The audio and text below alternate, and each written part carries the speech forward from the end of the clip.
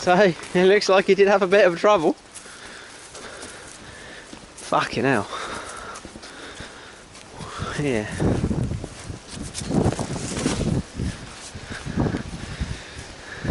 It's Julie on the back of the wagon, and they are road tyres, so but that was fun. Jesus.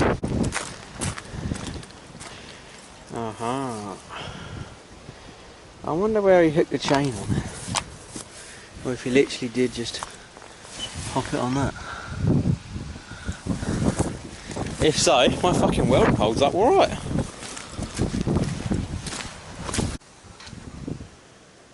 Even the floor looks orange. I just got out of the truck and I thought, my rock sliders aren't orange, my door cards aren't orange. I don't know if you can really tell, but yeah, weird. Anyway, we come in because my boss said I can have all the hydraulic oil that was emptied out the punch last service. So obviously I ain't going to go run that in my car, but it'll be alright for a tractor downfield. So he reckons there's nearly 2 barrels, so it's going to take a couple trips because I just got jerry cans in the back, but either way. So I've got 4 jerry cans, so that's 100 litres, that's half a barrel, and got Grandad's transfer pump with me, and we're just going to suck them out and then leave them in jerry cans for the time being, and then that'll see us through a month or 2 with the tractor, won't it? So as you notice, the tractor, she's a bit of an old whore, but she keeps on running. So we've actually been feeding her kerosene the last couple of weeks without realising, but as you say, she still runs. So yeah, there was some what looked a bit like diesel in a barrel, you know, it's not labelled up, so we've been chucking that in for quite a while. And yeah, I got to the other barrel because I used all that up and I thought, this does look a bit different. Yeah, not diesel, but she's all gravy. Sure enough, there's about half barrel in there, and that actually smells a bit like petrol anyway, so chances are there's a bit of shit mix been going in there. It's always the fucking way, ain't it? They've literally moved about 2 litres of fluid and the pump stopped. There's no fuse on it that I can see, so I'm going to have to pull it apart. Oh, fuck's sake. Yeah? Yeah? Yeah? Look at that. Honestly. Right, yeah then, easy fix. Maybe crimp that up a bit tighter. Fuck's sakes. Who builds stuff like that? That should like clip on and latch. Alright, there's a fair few litres there, that's not bad, is it? Might keep us going for a while. Thanks, Steve. So then, Gary, we done you a custom winch tray a while back and you were happy with it, it's all good, so cheers for letting me use those pictures and whatever, it's all gravy. Hope your truck's going alright, because I know you were going real in depth with the whole rust removal process, so you know, kudos for doing it properly. I just stayed tonight and done a few more bits of that stubby tray, because a few people on eBay are actually after them now, so you know, cheers for kicking my ass to get it in the go and getting me on it.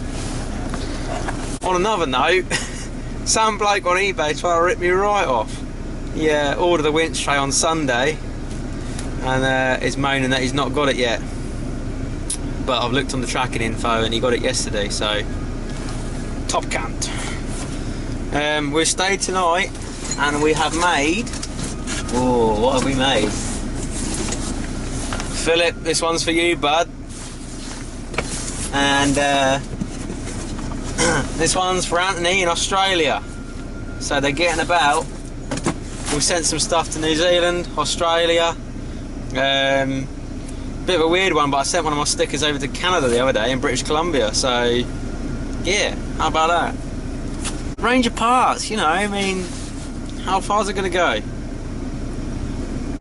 I keep thinking about starting my own sort of Obviously I'm doing my own at the moment, but keep thinking about starting my own fabrication shop or something, you know. And then I'm thinking, I don't know, there's a difference between doing it as pocket money and doing it to earn a living, you know, especially with 3 kids and what have you. So we'll see. I got another day off on Thursday, but lockdown's happening, so I'm probably just going to be attacking the wall with an STS drill, I think, because I've got a 4-inch vent to put outside the kitchen. So yeah, that'll probably be me for Thursday.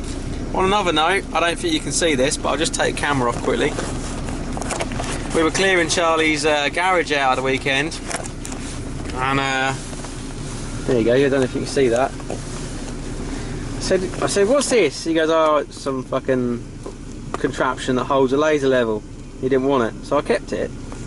And the threads and everything are the same threads as the camera, and it's got like a little lock on it and everything, and like a little vice, D-clamp kind of setup. So how cool is this? I can clamp it to shit when I'm filming, and then lock it up, and the camera just goes on that thing. Pretty cool, huh? So MacGyver's at it again, and the old camera just screws on it. They're making lots of custom stuff, and there's it seems to be getting added to by the day. Another bloke messaged me this morning asking for a diff pan. I said, yeah, no worries. He goes, it's on the 2012 plate. I said, hang on a minute, you know, I've not heard of any 2012 plates going rusty yet. But yeah, so the first of the T6s is starting to go rusty now. So I'm going to do him one. It's a bit bigger than the Mark 3 and 4, but nonetheless, it's doable. So yeah, moving on up, I guess. T6 parts now. Oh dear. I don't really like doing too many T6 parts because you get a lot of them and it's like, I don't know, there's some alright T6 lads about, but most of it seems to be like how much stuff you can bolt on and not what you actually need, if you ask me. Do you really need mud tyres and a lift kit to go to work in a suit and tie? I don't think so. So, quick one. This old guy's changing his head, and he's changed the ECU coolant temp sensor. That's the one underneath the inlet manifold. And his dash gauge, temperature gauge, is doing this. What that can be is two things. Bad ground on the head, so there's a little ground strap near the 3-4 EGR solenoids where they come up with that main loom on that bracket on the intake manifold. Some of them grounds actually come back to the dash cluster, so if you ain't got a good ground on there, it's going to be wavy. And it can also be a bad temp sensor, which is obviously not the ECU one, it's the dash one that's at the front of the head, just behind the cam belt cover. And it's like a single prong jobby with a spade tail on top.